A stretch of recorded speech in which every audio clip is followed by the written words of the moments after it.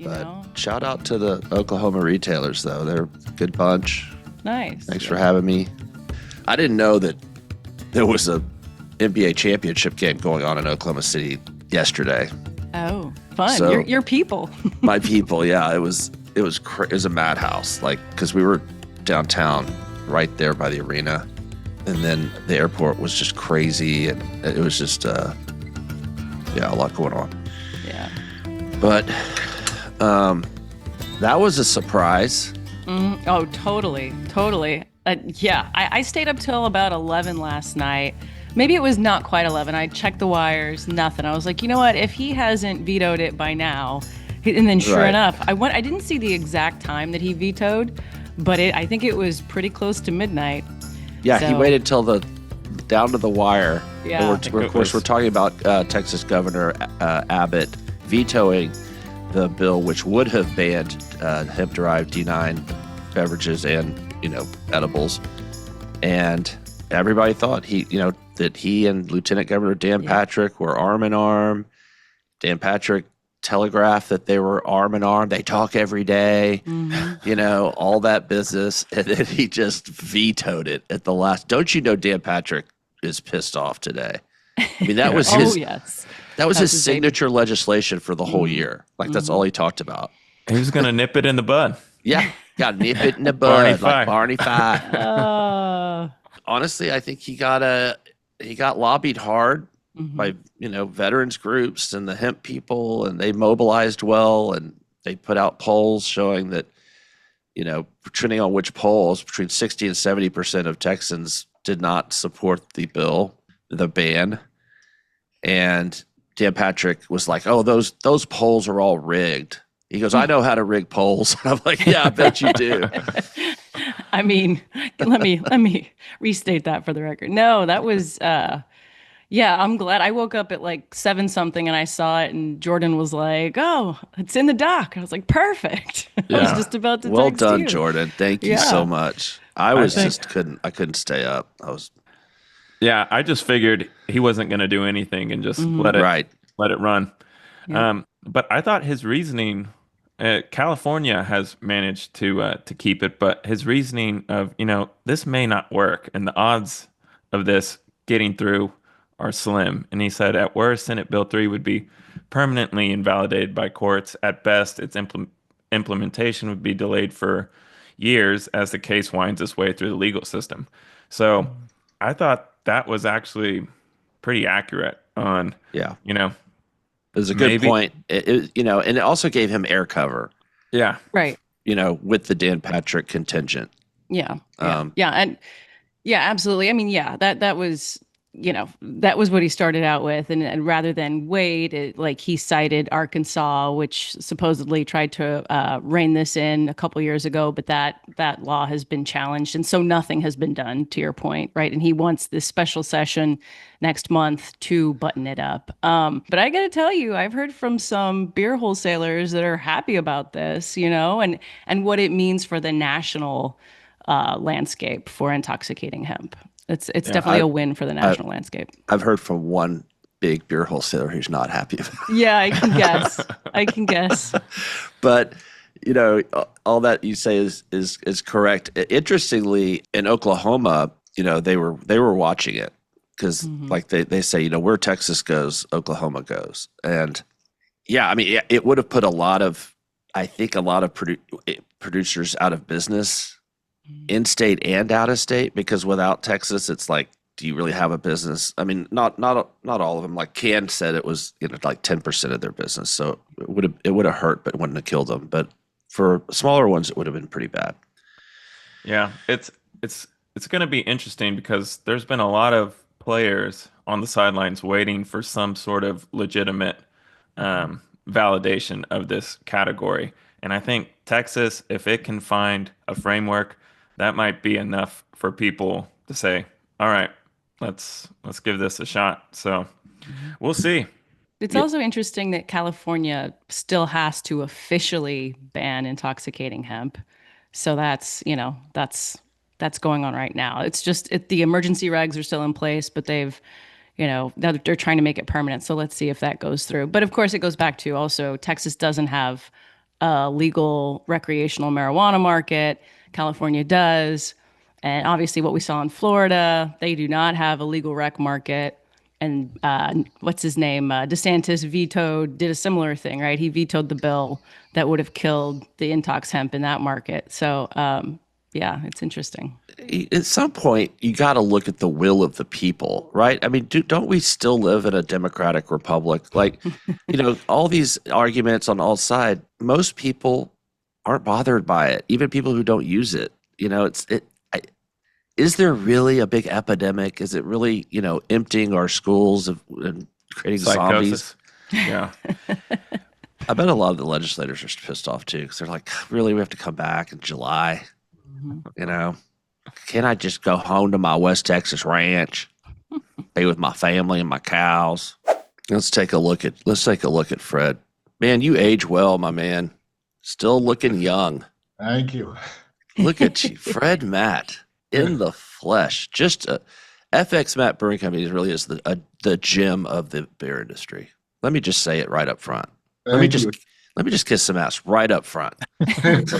So Now I can't say anything bad about you. all right. I just took the legs out from under you, Fred. Well, thank you for being on BeerNet Radio. It's the podcast where all your dreams come true. I hope we don't disappoint you. And Jen, why don't you give them the good BeerNet welcome? All right. So today I'd like to welcome to BeerNet Radio Fred Matt, President and CEO of Utica, New York-based FX Matt Brewing Co., the seventh largest craft brewer and a leading contract producer. I believe you all are the seventh largest craft producer now, having done more than 400,000 barrels last year, which is up 5% and more than double your production since 2020. So welcome, Fred. Thank you. Thank you. So just to be clear, we were somewhere close to that in 2020. Mm-hmm. So we haven't doubled. It's, they're now counting contract and Okay. production. So that's what that is. Okay. So they changed Just their. to be an honest boy. Okay, they changed their kind of how they categorize it. Okay, so that kind of begs the question. I mean, where's your volume? Where's your growth coming from? Because you guys are everything. You're a craft brewer. You do a ton of contract production. You've been acquisitive lately. So can you share kind of how all that breaks out year to date? So literally 50% of our business is contract partnering, as we call it, and 50% of ours is our own brands. Okay. We're a little over 400,000 barrels. And, what I would say is, as far as our business, that, our focus is on delighting the customer. And when we delight our customers, both on our contract side and on our consumer side, let's call it, we kill it. And when we don't delight them, we don't do as well. The craft segment is a little bit tougher right now. I think there's too many choices out there, and I think people get confused and the blooms off the rose. It's not as hip and cool, and so you have the people that really love craft are staying in craft. I think the people that were more ancillary and were part of the movement, let's call, but not necessarily lovers, have probably gone off to other things. So, everybody sings the craft death knell. I don't think that's true. I think that there's going to be some, let's say, clearing, and I think we'll settle, on premise. I think we'll settle somewhere around 20%, maybe that 18 to 20%, and I think we'll settle off premise somewhere around that 9 to 11%, which is still a really good category. It just is. You're having some settling. People, I think, are drinking the style of craft they like. They're less exploratory. But for me, who's a craft drinker, we make Utica Club, which is a tremendous beer. But that's just not my choice. I'll drink a Utica Club, but it's not what I grab when I go to the fridge. What do you grab when you go to the fridge? I pretty much am an IPA/pale ale drinker. Yeah. Old school. I like it. Yeah. I had lunch yesterday at the Bricktown Brewery in Oklahoma City, and it was packed, and everybody was drinking beer. They do serve wine and spirits there, but I was with Sarah, and we were both marveling that beer business ain't dead. No. We still got folks. Of course, there was a basketball game going on. I'm on the Brewers Association board, and one of the things that we keep on talking about is that we've got, there's 10,000 breweries out there, and let's say there's probably 20,000 tap rooms. And so we've got all these people coming to our tap rooms on a weekly basis, daily basis. And how do we up the experience? And so that we just blow them away with this wonderful experience on, technically on premise. We're inclusive. You bring your dog, your kid, bring anybody. And I think there's an opportunity to really engage the consumer when they're in the tasting rooms on why they like beer and get them to take beer as they leave, and then go tell the person that they had a beer, tell their friends that, I just went to this great place, their food's great, their beer's great. They talked me through what I ought to look for in a beer. And it was fun. And the on premise right now I think I personally think it's struggling because, you go for an experience and oftentimes you're waiting to get service. The food isn't as good. And then you get a bill that's, $50 or $100 a person. And you're like, that wasn't so good. And so in the tap rooms, we can create that tremendous experience that people will keep coming back. And if they're going to keep coming back, they're going to be drinking beer. And what is your opinion? Like, how do you view the state of draft beer in the U.S. right now? Yeah, it's interesting. We've talked about this a lot too, I will probably get shot in the head in this comment, but I personally think that the draft lines ought to be cut to 10 lines, maybe 12. If you do the old 80-20 rule, which I love, the majority of the volume is in that 10 to 12 lines. And I think that we as an industry, and I mean, breweries, distributors, et cetera, we got to start paying attention to our customers. And so when the distributor says, those are my lines, those aren't your lines. They're the on-premise retailers' lines. And we've got to be focused on what's best for his lines or her lines. How do they make turn the most volume so the beer is fresh, reduce the amount of inventory they have, and reduce the waste. And I think that we have, Harry, you came from a distributing family. My family at one point owned 18 beer distributorships. And if we owned those today, I'd probably be Freddie B. That's B for billionaire. Back at you. Yeah. We had Harry AB in Houston. Harry we gave that up because it Harry, wasn't doing anything. Harry would be calling me B. Yeah, you and I would be flying on each other's jets. No, exactly. Yeah. But I just think that we forget sometimes who the customer is, and we don't. It's not my cooler space. It's not the distributor's cooler space. It's not their tap knobs. It's the customers. And I think the more we focus on the customer and make sure that we're doing the right thing for the customer, I think we're all adding more value, and I think it'll be better for the whole system.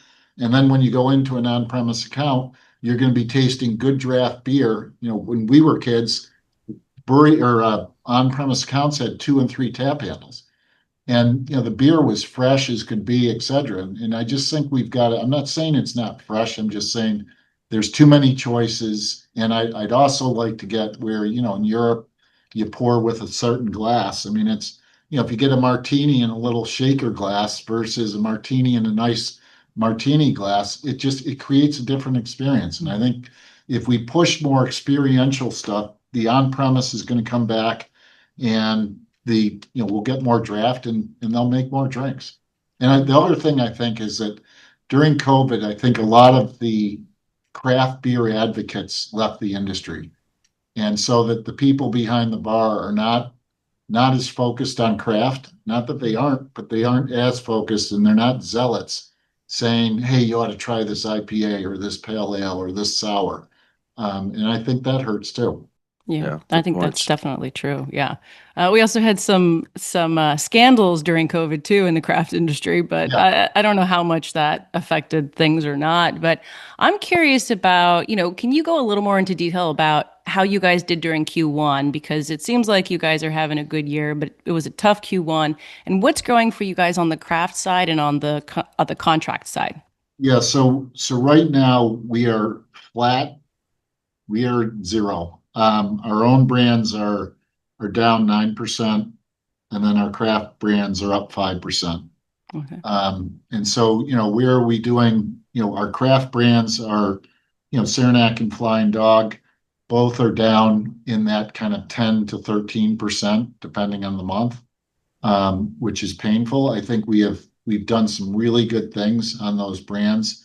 We're shipping now and, working on getting distribution, and so that, you can ship, but you also got to get it on the shelf. And so, for Flying Dog, where it's mostly independent, we've really got to help manage that process. And then on Saranac's side, it's a lot of grocery store chains, and the grocery store chains are doing, their resets less often. They're delaying the resets. So, we've got to do a better job of kind of managing that process with them so that, they'll say March 1st, we're switching over.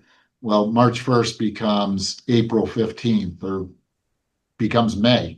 And so that we as a lot of our brethren haven't done a good job of kind of focusing how we manage that process. And I think that we could probably be better, to being more beneficial to our customers. I think we could help with that process more than we do, and make it a smoother transition. So, I think that's a good thing. Brands for us that are really doing well, our soft drinks doing great, Utica Club's doing great. Our cider is up 5. And then we have our Right Coast Spirits, which is doing quite well. So that's just kind of that we don't really have a track against that. What I would say the hard part for us right now is that and again, we have zero debt. We've spent about $65 million over the last 5 years. We have zero debt. We got a lot of money in the bank. So honestly, we're looking for opportunities to purchase or JV, et cetera. I think the thing we are seeing is some of the margin shifts. So, Utica Club is killing it, but, the margins suck. So, when you pick up the volume you've lost on Saranac, that's not a 50-50 changeover. That's as we used to say when we were young kids, Harry, turn your head and cough. What's You don't hear that many much anymore. I mean, I only know that in one context, but I'm not a dude. But what can you do anything with D9 in your market or no? I mean, yeah. So talk about profit. We have a joint venture, THC joint venture, and we are right now strictly in New York regulated stores, and we have about a 35 share. We likely are going to be bringing that production in-house by end of year, so that we're right now working with Beacon Skiff. Eddie's awesome, but his heirloom is killing it. And so that, he's doing a great job of keeping us in stock. But unfortunately, I'd do the same thing if I were him. If it's me or you, it's me. So we are working on right now bringing that in-house. I'm pretty sure we'll have that ready to go by January. Right now, we're playing around with D9. Having experimented one night with D9 with 4 of my brethren on the BA, and going to bed and waking, all of us woke up at 4 o'clock in the morning, absolutely paranoid that if we went back to sleep, we were not going to wake up, and then being high till about 3 o'clock that afternoon. And I'm very sensitive to weed, so that I would say I had 5 milligrams. Let's say it was 10. And they would say they had 20. It doesn't, it shouldn't be, whatever, 16 hours later, then I'm still high. And so that, I think if we're going to do D9, we've got to get it much more regulated. I think there should be excise taxes. And I worry, I think it ought to be, no more than 10 milligrams. When you have some of these products out there that they're 100 milligrams, and on the side of the can, it says 10 servings. Some kid gets that. And, if I had that reaction, I'm not a big pot smoker, but, even the kids that I know, let's say they can take 100 milligrams. I mean, most people can. And I think, and, the other side is we got to do some more research on it. It looks like it's okay, but, I'd probably rather, if I'm going to imbibe, do the natural stuff than the synthesized. Right. And you're so right. And as an industry, it makes sense for us to really focus on and self-regulate to low dose because you don't, like you said, you don't want people just going berserk on with 100 milligrams that they may not know is 100. They think it's 10. And then also, you want maybe people to have two instead of one. Yes. It's a volume play. Well, and I mean, our positioning on our product is, basically social. So, take it to a party. So if you don't want to drink a beer, you can drink, our product's called Tune, so that you can drink a tune and be part of the party without, drinking beer. And, I do think that there's a fair number of people that I thankfully don't get hangovers. But I mean, I think there's a fair number of people that are going to do some trading off saying, I don't like a hangover and I can drink this stuff and I feel okay. I would say there is a hangover. I get a cloud the next day that, I'd almost rather have a hangover than the brain fog. You Yeah. don't get hangovers like ever? That's I insane. yeah. That's My very my nice. remedy is I drink a ton of water during the day, and before I go to bed, when I've been drinking a lot, 2 pints of water and two ibuprofens. Yeah. There you go. It's zebra striping. Yeah, Yeah. Something like that. kind of after the fact. Yeah. Jay, I know you got stuff. Yeah, I wanted to talk a little bit about package innovation. I feel like that's something that we don't talk a whole lot about. But last year, y'all, with Right Coast Spirits, became the first brand to market in OI's Drink Tainer, Yeah. which is a single serve recyclable glass container that features a rip cap closure. What kind of traction has that package gotten, and what else are you experimenting with in packaging? Yeah, so this is the right coast. You see It's that? Yeah. it's a sweet looking packaging. Yeah. So last year we were out, we didn't get it out until mid-June and we did about 30,000 cases. We started shipping in late March, early April. And I don't have it in front of me, but I'd say we've already done about 70,000 cases. Damn. So it was very well received last summer. It is, it's a point of difference. It's nostalgic. And what I would say in the sea of cans, it breaks through. We're looking at a bunch of other, like coffee drinks and good for you spaces to play in that. We haven't come up with anything. We haven't nailed it yet. We're also working on some mocktail mixers, which I think that product is done. I just worry with the route to market on mocktail mixers is it's not a very big market right now, and so that the distributors are interested, but where does it go? And so that I don't want to miss the boat and not get out there. So we're working on that, and then the big innovative thing that I think we've done, which is more liquid, is this Weekend Warrior, which is mid strength. And I was in the UK last year, and there were a lot of mid strength beers, and then Australia and New Zealand it's about 25 market share, and admittedly it's partly tax. But when you look at where the consumer is going, and I never played hockey, but Gretzky always used to say, "Skate to where the puck is going." And I think to your point is that too many of us are, it's a copycat world. Look at NAs right now. You got 100 NAs out there, and everybody's fighting for 1.5% market share. And does it go to 5%?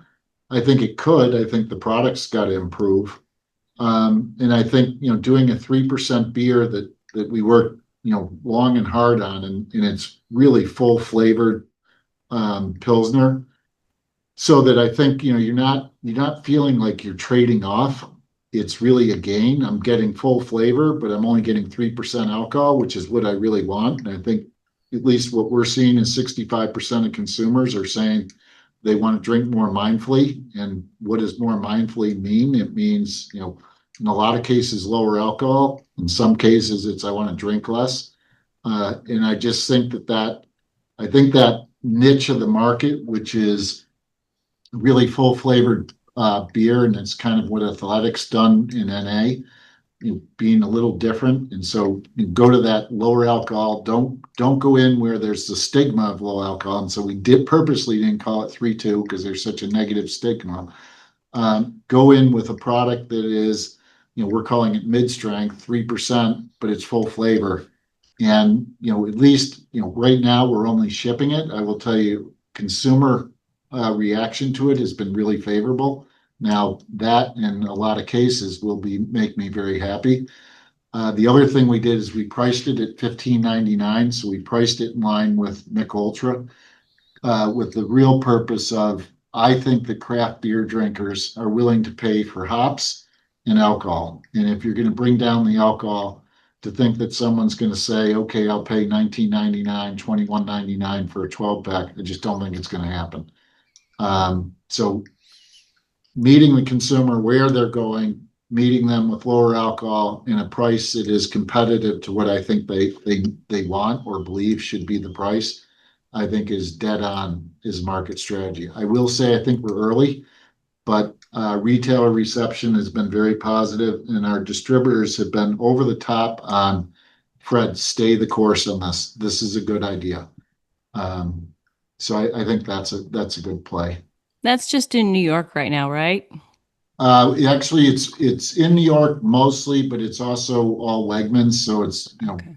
wherever Wegmans is, they put it on their floor planner, and they put it on their floor planner with also a product called Saranac Growler, which is a 16-ounce IPA priced in a 12 pack, priced at 12 pack, 12-ounce pricing.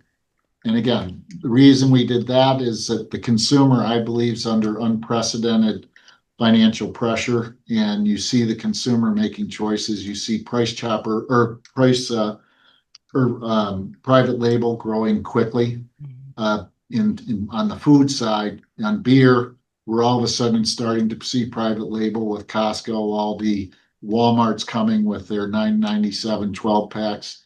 And I just think that if the consumer is seeking value, why not put a branded product out there in 16-ounce cans so they're getting 33% more beer, technically 4 beers, and give them something that they perceive as a value. Yeah. And that just started shipping too. So Interesting. Well, for our younger listeners, when you refer to the negative connotation of 3.2 beer, that many states only allowed 3.2 strength beer in grocery stores like Colorado, Kansas, I think Oklahoma, and those have been phased out, much to I think Bill Coors' consternation. He was a big fan of 3.2 beer, but yeah, I was just like I said, I was with retailers in Oklahoma over the weekend, and they all said that they thought that the low and no alcohol was a future growth segment for them. yeah, I think you're on the right track. Just good. Sorry. But I was just saying, my gut instinct tells me that that's going to be a winner. Yeah. I think you're saying I'm a genius, Harry. Yes, the accolades keep on coming. Well, and to that point, you guys have been on a lot of the upswing of a lot of trends, and I don't know how much you can say about your contract partners, but you do co-pack some hot brands like Grog and Long Drink. Those things are big and growing. So how do you choose those partners, and how many do you have to turn away? I would say for the most part, we pick people if we like you. That starts with, I love Warren Buffett's thing, and I want to do business with people I like. And, when you end up working with people you don't like, it becomes a problem. So Yeah. our first thing is do we like you? And then our second thing is, does it fit your business model and does it fit ours?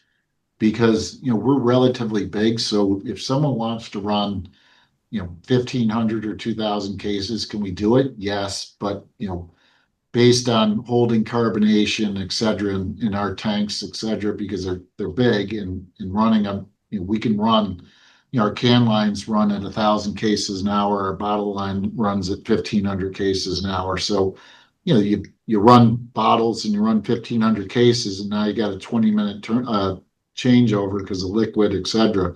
that doesn't make a lot of sense for us. Again, if we like the customer and we think there's a way to build with them, we'll do it. Um, and I would say that, a lot of our business is referral.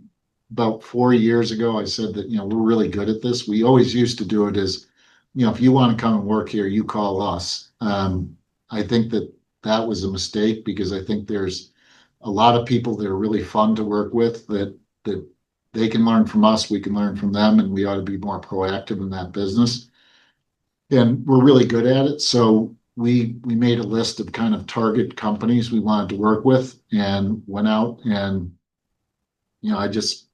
I'll pick up the phone and call people and so that we've really built the business being a little more proactive on it and then picking some brands that, I'd say in most cases they kind of picked us, but picking them or picking us, we've partnered with brands that have done very well. So, the long drink has done, it's one, they're all great guys, and two is their product is phenomenal.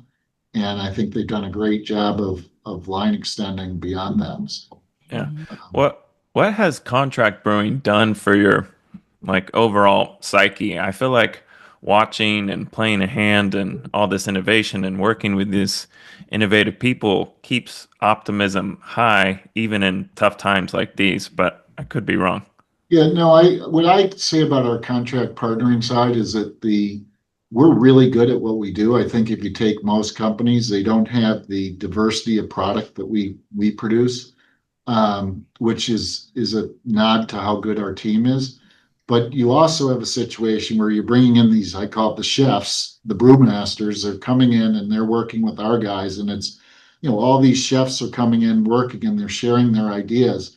And so, it makes us better, it makes them better. You collaborate on issues or concerns that you have, and you come to a better spot. So I think it's really good. And we share a lot of information because we generally want long-term contracts. So we rarely, if we've lost a contract, it's because somebody's bought them. Or they built a facility. We don't lose contracts. And, that's why I call it more partnering because, I think of co-packers I look at co-packing as it's like gum on your shoe. It's, it's not exactly a compliment and we don't treat it that way. We go to market. And so, we're launching products all the time. We have a sales team. We work with retailers. We work with distributors. And so we know what our partners are going through. And so that, they forecast wrong. Well, you know what? Guess what? We forecast wrong. So if we got to run a Saturday, we run a Saturday. And I think that makes us a lot different than the standard co-packer out there that really doesn't understand the business other than being a co-packer. Yeah, and you guys have, excuse me, invested in the RTD space too, right? You acquired Oza and I think American Mule last year. Yeah, well, I would say that acquired, I would Is use loosely. we, sorry? I would say loosely we acquired. Oh, I would somewhat inheriting them is a little bit better way of saying it. you inherited these brands. Okay. Accounts receivable. Yes, bingo. But on both, we've been able to. Oza, we're down a little bit, but on Merkin, we got back. But we are right now talking to three different companies on possible acquisitions, and we're talking to two companies on possible joint ventures going forward. And I think that the benefit of where we sit is, when you have zero debt, you got a nice stockpile of money in the bank, and you're making money. We don't have to worry about, I'm not going to say we don't make bad decisions or make mistakes because we do. But we're in a very good position versus a lot of the people out there in the industry. And I think I think there's going to be a lot of opportunities going forward as a result of that. Are those RTDs, those propositions that you're talking about? One's an RTD. Yeah. Okay. Yeah. Interesting. All right. I Well, wanted I I think wanted that to ask, go there's ahead. another space we like because I think that going, I always say that, I say to, when we bought Flying Dog, we created a separate innovation team because after we had our fire, and we were, I think, great at innovation up until like 2008 when we had our fire, and we just kind of got off track. And so that now we have two people that all they do is innovation. Mm. And so that we have a pipeline of ideas and products we're playing around with. And I always say that in the world of vanity, everybody wants to look better, feel better, et cetera. And so that, I think that good for you space, and if you can put vanity on top of it, is just fertile for picking. And so we're playing around a lot in that stuff. Vanity. Wait, is that like a functional Uh, aspect or? you could say so, whether it's skin or Yeah. anything that is makes you feel better about yourself, or, potentially contributes some benefit to you. Yeah. Interesting. Um, during COVID, we came out with an immunity drink that was really good. We had it ready to go probably 5 months into COVID, but the problem is how do you take it to market? Everybody liked the idea, they liked the liquid, but they didn't know how to take it. And so that's kind of sitting out there that we have, and we called it Immunity Plus, so we could add other benefits to it. Mhm. But I just think there's a lot of cool products you can work on out there. I wanted to follow up again on packaging, and I know you kind of spoke to the New York Times recently about this, but what do you think the answer is for suppliers combating aluminum tariffs? And I know you kind of talked about how it's easy for brewers to switch to bottles for some brewers, but not as easy for retailers and distributors to kind of handle that sudden switch. So, how do you see this tariff impact kind of playing out?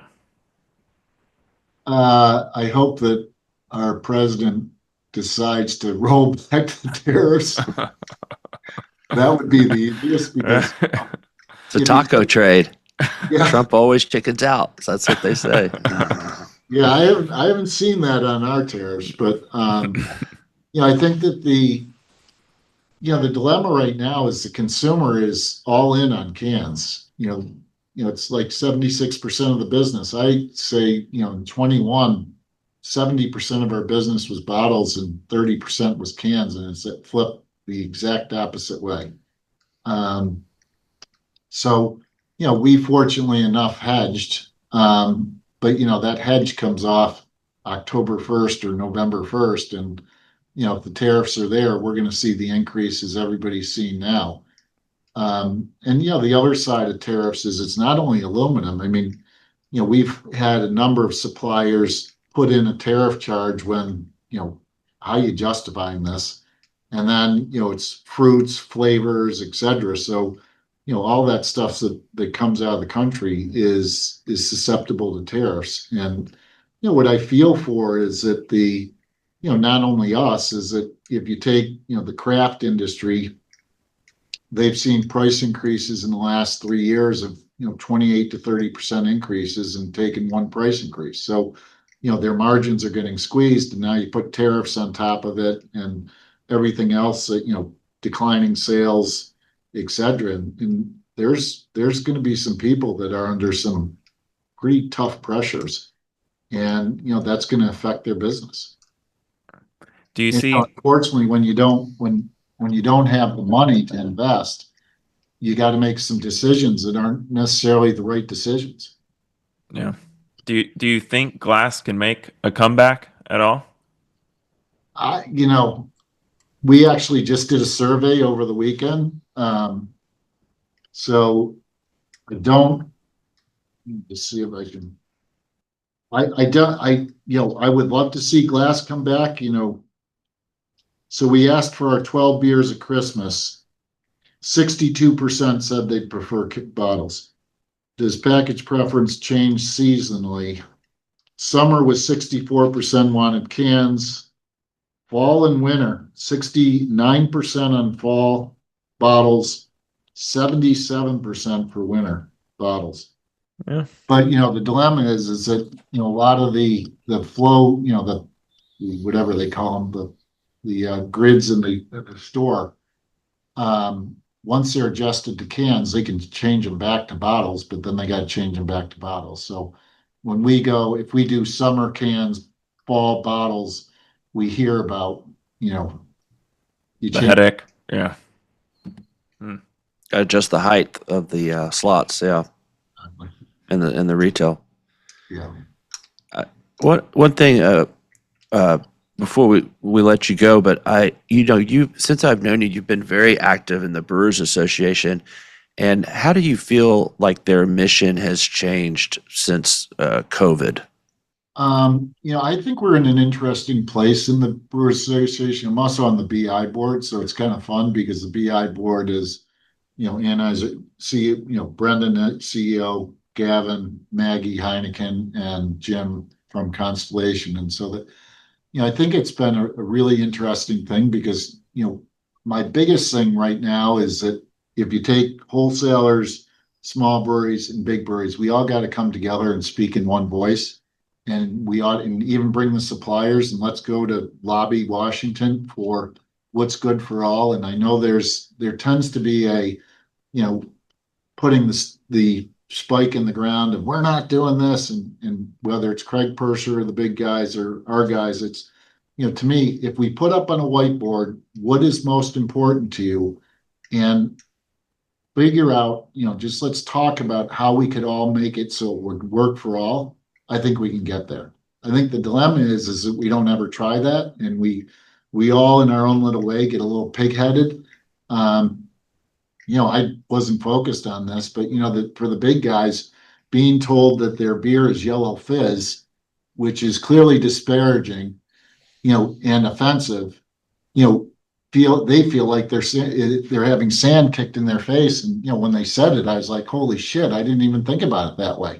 And I haven't said that because, to me, you know, in some ways, we were probably closer to them during the rise of craft because, we were looked at as gum on everybody's shoe. If you were in craft and you're not, new, and we were the old regional guy, I mean, you guys are a bunch of losers.